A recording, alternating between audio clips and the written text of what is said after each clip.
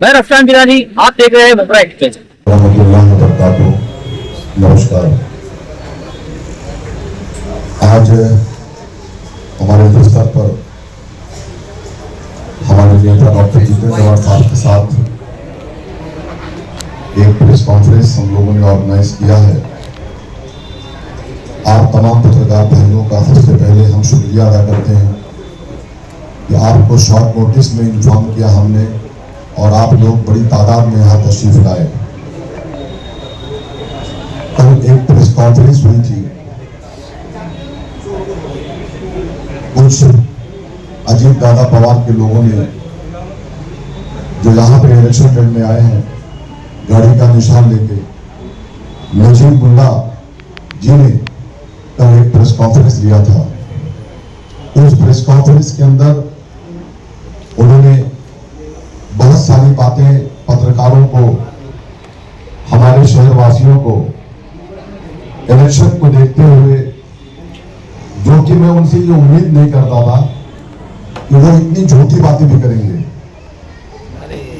तो हमें ऐसा लगा कि जो सच है वो आपके सामने रखना जरूरी है और जो आवाम है वो आवाम के सामने ये बात जाना बहुत जरूरी है। तो मैं अपनी बातों को रखूं उससे पहले मैं चाहता हूं कि स्लाइडर हाउस के ताल्लुक से कल उनकी प्रेस कॉन्फ्रेंस थी। उन्होंने उसमें शमीम अब्दुल गनी खान और एहतशाम फिरोज खान के नाम पे कल बहुत सारी बातें बेबुनियादी की थी, झूठ की थी। उसका खुलासा देने के लिए हमने बुलाया है प्रेस कॉन्फ्रेंस। उसके बाद मित्तल के जितने बिल्डर्स हैं, मैं भी इत्तेफाक से बिल्डर हूं, शादू भाई भी बिल्डर है, हम लोगों के साथ में क्या क्या परेशानियां हुई हैं, 6 महीने तक किस तरीके से हमको परेशान किया गया है, इसका खुलासा भी करूंगा और शादू भाई भी करेंगे। लेकिन मैं चाहता हूं कि स्लाइडर के रिलेटेड हमारे जो स्वर्णा घोष जो हमारी आर्किटेक्ट है, उनके साथ जो उनके असिस्टेंट हैं मोइन देसाई साहब, वो अपनी बातों को पहले आपके बीच में स्लाइडर हाउस के रिलेटेड वो रखेंगे, फिर मैं बात करता हूं। मोइन भाई।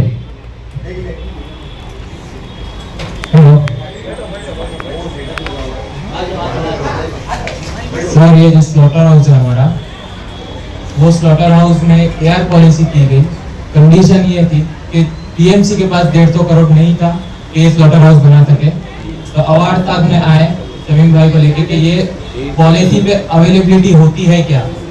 तो अवेलेबिलिटी के लिए हमने एप्लीकेशन किया है कि अगर हम करेंगे तो हम ये कंडीशंस पे करके देंगे। उसमें कंडीशंस में पूरी स्लॉटर हाउस पूरी न्यू टेक्नोलॉजी पे बेस्ड है, जिसके अंदर कोल्ड स्टोरेज दिया जाएगा, जिसके अंदर बेसमेंट दिया जाएगा आपको 2000 भैंस प्लस बकरा दोनों चीजों को रखने के लिए। उसका जो प्रोसेसिंग प्लांट रहेगा, उसका जितना वेस्टेज है उसको खाद के लिए यूज किया जाए। उसके अंदर वो जो रहेगी 2 मंजिलों की रहेगी विद 2 मेज़लाइन, जिसमें ऑफिसेस बनेंगे, जिसके अंदर आपको पूरा रैंप दिया जाएगा कि अगर आप अपना बकरा लेके जाते हो तो आप ये मेज़लाइन्स पे से खड़े रह के देख सकते हो कि आप ही का कट रहा है कि नहीं। इसके अंदर दूसरा टैंक जो वाटर प्यूरिफाइंग के लिए यूज होगा, उसको वो 10 लाख लीटर का टैंक है जो आपको स्लॉटर हाउस में बना के देना है। वो सब चीजें इसकी कंडीशंस में है। प्लस ये पूरी रिपोर्ट जो हमने कॉर्पोरेशन में जमा की है, ये रिपोर्ट के अंदर पूरी डिटेल्स दिया गया है कि कैसा कैसा हम पूरा वेस्ट प्रोसेस मैनेजमेंट करेंगे, सॉलिड वेस्ट मैनेजमेंट करेंगे, पूरा क्लियरिफिकेशन करके देंगे। ये पूरा स्लॉटर हाउस का प्लान भी है और मंजूर भी है।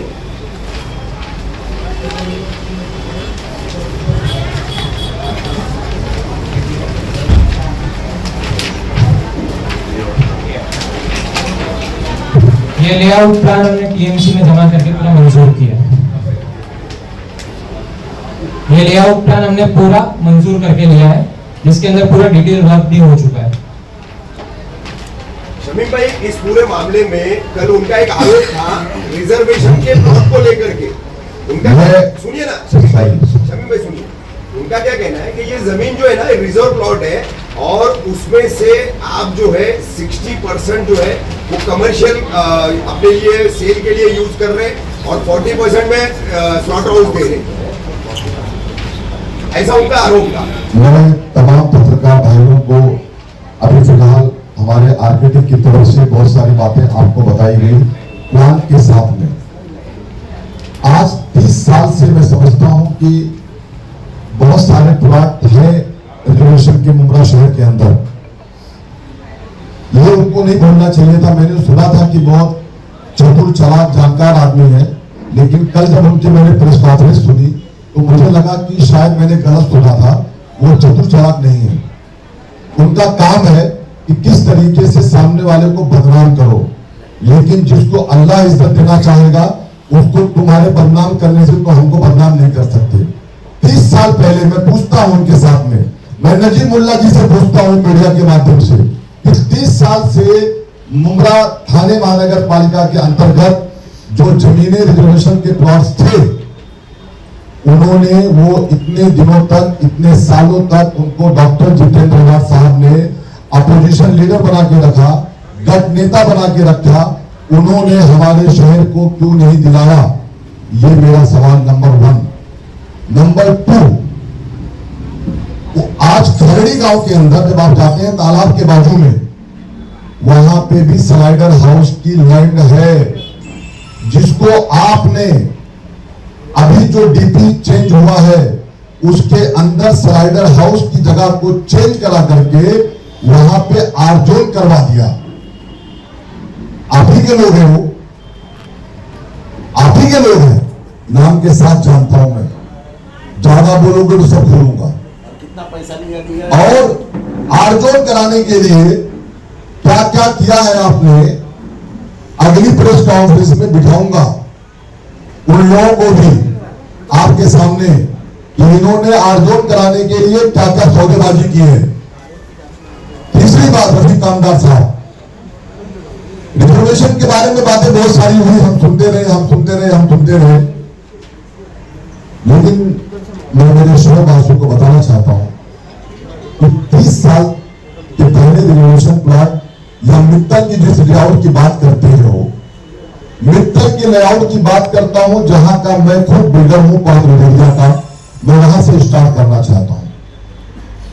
पाम रिवेरिया का प्लॉट हमने पूरी गवर्नमेंट की वैल्यू देकर के उसको परचेस किया है। नजीब मुल्ला जी, आपको अभ्यासु कहा जाता है, लेकिन आप अभ्यासु नहीं हो। आप पहले एग्रीमेंट को चेक करो, ढलता एग्रीमेंट मत दिखाओ ला करके पत्रकार भाइयों को। वो एग्रीमेंट के ऊपर कोई भी जमीन अगर गवर्नमेंट वैल्यू के हिसाब से, रफीक कामदार साहब, जो मार्केट की वैल्यू होती है उस वैल्यू के हिसाब से उसका कन्वेंस होता है। जैसे अक्सर कहा जाता है कि भाई यहाँ की वैल्यू 8,65,000 रुपए है, यहाँ की वैल्यू 20 लाख रुपए है, उसके हिसाब से उस जमीन का हमारी कंपनी उसका ओनर है, उसकी मालिक है।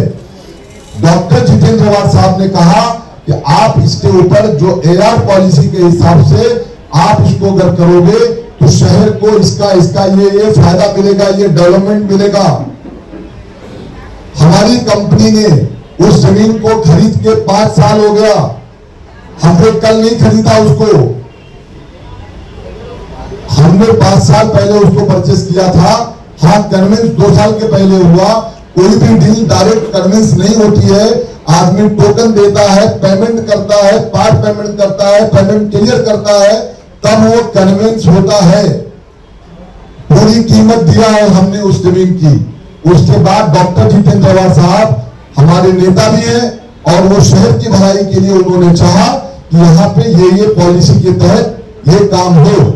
तो वहां पे जो बस डिपो की बात करते हैं, मैं टीएमटी मेंबर था, मुझे आवाड साहब ने टीएमटी मेंबर बनाया था। मेरा भी एक सपना था कि मेरे शहर को एक टीएमटी बस डिपो मिले।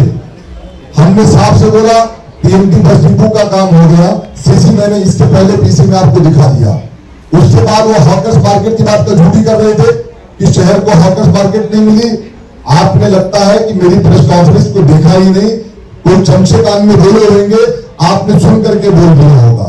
आप पहले सुने प्रेस कॉन्फ्रेंस को, हॉकर्स मार्केट का फोटो दिखाया, सीसी दिखाया रफीकांदार साहब। अगर मैं झूठ बोलूंगा तो आपको अधिकार देता हूं मेरे को रोक देना हो, या आप ये गलत बोलते हो। हमने हॉकर्स मार्केट की सीसी दिखाई, हमने बस डिपो की सीसी दिखाई, हमने ड्रामा थिएटर की सीसी दिखाई, हमने स्कूल कॉलेज की सीसी दिखाई, हमने उस अर्जी जमीन की जहां आप राजनीति कर रहे थे हमने उसकी भी सीसी दिखाई, और वो अर्जी गार्डन के रिलेटेड साहब ने एमसी में बात भी कर लिया है और वो काम भी हो जाएगा। तीसरी बात ये हो गई बात एआर पॉलिसी की, और हम एआर पॉलिसी के तहत वो काम कर रहे हैं। दूसरी बात यह है, हम जो लैंड देते हैं, हमारी जो जगह है, हम उस जमीन के पूरे मालिक हैं, ओनर्स हैं। हमने कोई थाने महानगर पालिका से 1 रुपए जमीन के बदले में नहीं लिया। हमको बना करके वो सब देना है, वो सब बना के देने के लिए कम से कम 300 से 350 करोड़ रुपए खर्च होंगे, वो भी हमको करना है। वो पैसा हमें थाने महानगर पालिका नहीं देगी। नजीम मुल्ला जी आपको याद दिलाना चाहता हूं, वो पैसा हमें थाने महानगर पालिका नहीं देगी, हमको बना के देना है। ये हो गई बात एआर पॉलिसी की। अब मैं आता हूं स्लाइडर हाउस के ऊपर। स्लाइडर हाउस का मैं आपको साबरा आपको दिखा रहा हूं और ओरिजिनल एग्रीमेंट दिखा रहा हूं। कल रफीकांदार साहब आप जब उनसे पूछ रहे थे तो उनकी जबान लड़खड़ा रही थी। वो कह रहे थे सुल्तान रिजवी साहब कि शायद कोई शमीम अब्दुल गनी खान तो फोटो क्लियर नहीं दिखता है, शायद वही होंगे, क्योंकि आपके पास सही चीज थी ही नहीं। सही चीज ये है, ये 7/12 मेरे और पप्पू एहतसाब खान और हमारे कंपनी के नाम पे नजीम मुल्ला जी, ये जमीन हम इसके मालिक हैं। हमने जमीन परचेस किया है, हमने फॉरेस्ट की जमीन का कोई 7/12 अपने नाम पे नहीं किया है। हमने लैंड जो मालिकी लैंड होती है उस लैंड के ऊपर ये काम करना हमने काम किया है। अब मैं आता है स्लाइडर हाउस के ऊपर। जब ये जमीन हमने लिया मित्तल नरोत्तम नगर से रफीकांदार जी सुनिए, उसके बाद हमको जितेंद्र साहब ने कहा इसको भी लेके 4 साल हो गया। आप झूठ बोलते हो, 4 महीना पहले लिया। हाँ, रजिस्ट्रेशन आगे पीछे होता है, डेट का आगे पीछे होता है, मैं इसके लिए इनकार नहीं करता। 4 साल बाद जाके वो पेमेंट हमने अदा कर पाई है, और ये जगह रिजर्वेशन प्लॉट था और है, मैं इससे भी इनकार नहीं करता। एक मिनट मुझे कंप्लीट करने दीजिए ना, मुझे कंप्लीट करने दीजिए, आपके एक बात करवा दूंगा मैं। ये जमीन के ऊपर जितेंद्र साहब ने कहा कि यहाँ पे स्लाइडर हाउस बनना चाहिए। हमारे आर्किटेक्ट के असिस्टेंट ने आपको सब दिखा दिया, प्लान दिखा दिया, सब दिखा दिया। इसके लिए जो कहते हैं कि 60 और 40 125 करोड़ रुपए लगता है इसके लिए। थाने महानगर पालिका सक्षम नहीं है। देखे हैं शाली प्रधान साहब, ये अपोजिशन लीडर वो भी रह चुके हैं। थाने महानगर पालिका के पास इसकी फंडिंग नहीं होती है, वो मजबूर होती है, गटर नाले का काम ठीक से कर नहीं पाती है, तो वो पैसा 125 करोड़ रुपए का स्लाइडर हाउस कैसे बनता।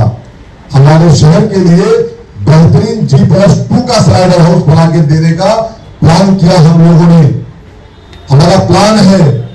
और उसके तहत अगर वो पैसे गवर्नमेंट नहीं दे सकती है, कारपोरेशन नहीं दे सकती है, तो बिल्डर को एआर पॉलिसी में जा करके उस काम को करके स्लाइडर हाउस बना करके देने की, ऐसे हवा में बात नहीं होती है, उसका एग्रीमेंट होता है।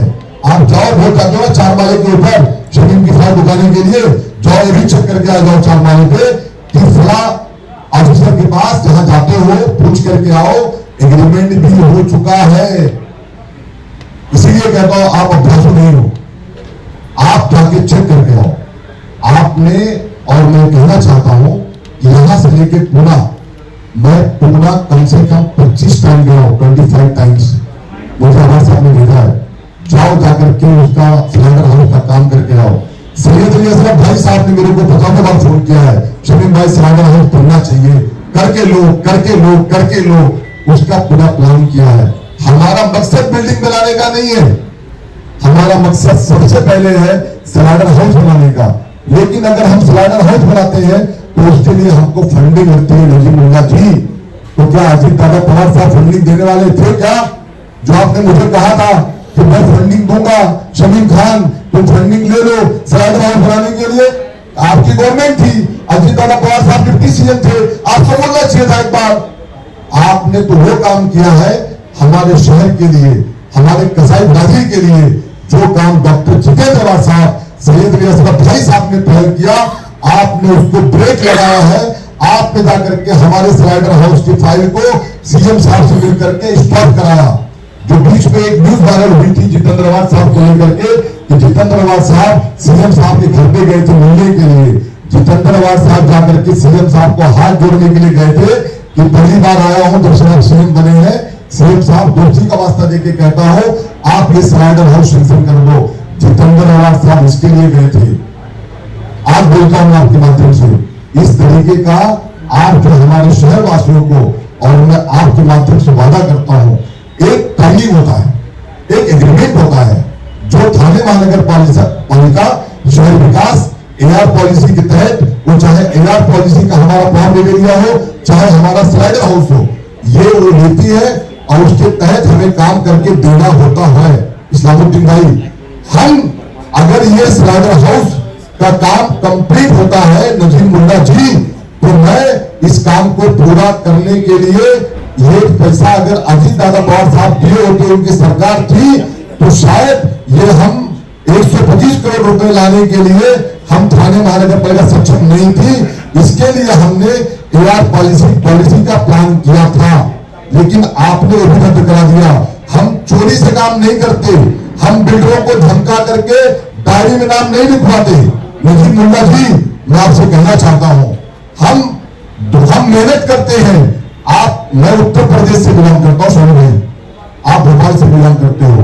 मेरे बहुत सारे दोस्त कोकन बिरादरी के हैं, बहुत सारे दोस्त यहां से लेकर सऊदी अरबिया तक है। कल बहुत सारे दोस्त मेरे अकबर भाई, असलम भाई दुबई से कल के कोकन जमात के प्रोग्राम में शामिल थे, मेरे फैमिली मेंबर हैं। हाँ, लेकिन साहब मैं उत्तर भारत से बिलोंग करता हूं। इन्होंने किसी से कहा ये भैया आया है मुमरा में, ये भैया की छुट्टी निकालूंगा, ये भैया को यूपी रिटर्न भेजूंगा। नजीब मुल्ला जी, बांटो मत कोकन बिरादरी के अंदर और उत्तर भारतीय समाज के अंदर, हम सब भाई भाई हैं। हम जब डुमरा में आए ना, तो हमको यही कोकन बिरादरी के भाई लोगों ने हमको, आज भले उनके साथ में है, लेकिन इन्हीं लोगों ने, तो एक दो लोग साथ में होंगे, एक दो लोग साथ में उनके खड़े हो सकते हैं, लेकिन हमको कल मेहमान नवाजी लोगों ने हमारी की। लेकिन आप कहते हो ये भैया को मैं यूपी भेजूंगा, ये भैया को मैं ईडी में डालूंगा, ये भैया को मैं वाट लगा दूंगा। इसलिए कहते हो कि मैं जितेंद्र अवार्ड का लॉयलिस्ट था, लॉयलिस्ट हूं, लॉयलिस्ट रहूंगा। मैं तुम्हारी तरह जिस तरीके से तुमको जितेंद्र अवार्ड साहब ने एक बाप बनकर के एक बेटे के लिए काम किया है, अगर जितेंद्र अवार्ड साहब ने मुझे भाई, छोटा भाई मान करके मेरे कंधे पर रख के हमेशा मुझे हौसला अफजाई किया है, तो मैं उसको वार नहीं कर सकता। ये तुम्हारा जर्फ है, ये शमीम का जर्फ है। मेरा मुंह मत खुलाओ, वरना खोलने पे जाऊंगा तो कहानी, पिक्चर अभी बाकी है। दूसरी बात, ये हो गई बात काम धंधे की। मैं कंस्ट्रक्शन के अलावा सोनू भाई, मैं बिजनेसमैन भी हूं। मैं आरटीआई डाल करके पैसा नहीं कमाता साहब, मैं मेहनत करता हूं साहब। मैं 18 घंटा मेहनत करता हूं। मैं 18 घंटा मेहनत करके मैं अपनी रोजी रोटी कमाता हूं, मेरे बच्चों को लाके पालता हूं। तुम मुझे दुबई से फोन करवाते हो, तुम मुझे मारने की कोशिश करते हो। आज बोलते हैं मैं 6 महीना नींद की गोली का सोया हूं, उसका जिम्मेदार कैसे भूल जाता। मैं कभी बोला नहीं आता है आपको, मेरे को दुबई से फोन करवाता है, मेरे को ईडी की धमकी देता है। मुझे बहुत सारी कोशिश तुमने किया, लेकिन मैं जिसका था उसके साथ हूं। तुम मुझे डरा नहीं सकते, तुम मुझे डरा नहीं सकते। मुझे अल्लाह ताला अगर मारना चाहेगा तो तुम बचा भी नहीं सकते, लेकिन मुझे बदनाम करने के लिए, मुझे तुमने अपने पाले में लेने के लिए बहुत कुछ किया। लेकिन शमीम खान के खून में गद्दारी नहीं हो सकती। वो जिसका था उसका है, उसका रहेगा।